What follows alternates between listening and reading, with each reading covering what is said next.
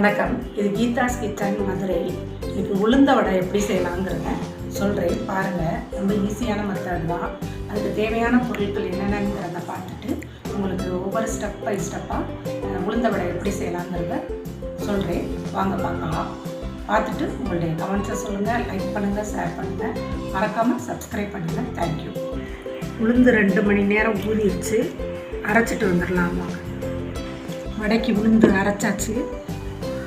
Salt சேர்த்துக்கிறோம். First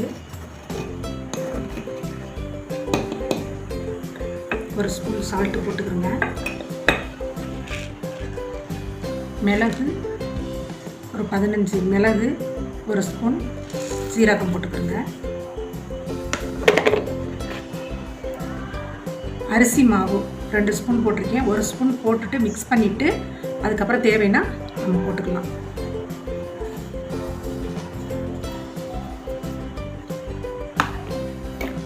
இதில் வெங்காயம், பச்சை மிளகாய், கருவேப்பிலை, கொத்தமல்லி தழை எல்லாமே போட்டு மிக்ஸ் பண்ணியிருக்கேன். இஞ்சி இதிலே சீவி வச்சுருக்கேன். அதையும் மிக்ஸ் பண்ணிக்கிறோம். எல்லாத்தையும் சின்ன வெங்காயம் போட்டால் நல்லா டேஸ்ட்டாக இருக்கும். சின்ன வெங்காயம் தான் போட்டிருக்கேன். எல்லாத்தையும் ஒன்றா மிக்ஸ் பண்ணிக்கிறோம். லாஸ்ட்டில் பெருங்காய பவுடர் போடணும்.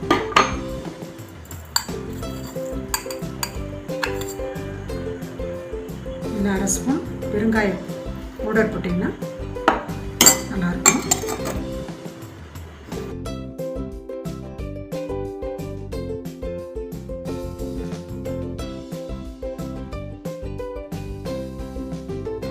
இதில் அப்படி தட்டிக்கிறேங்க. தட்டிட்டு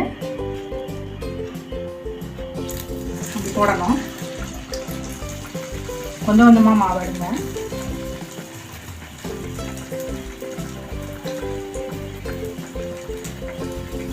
தண்ணி தொட்டு வச்சுக்கிறேங்க.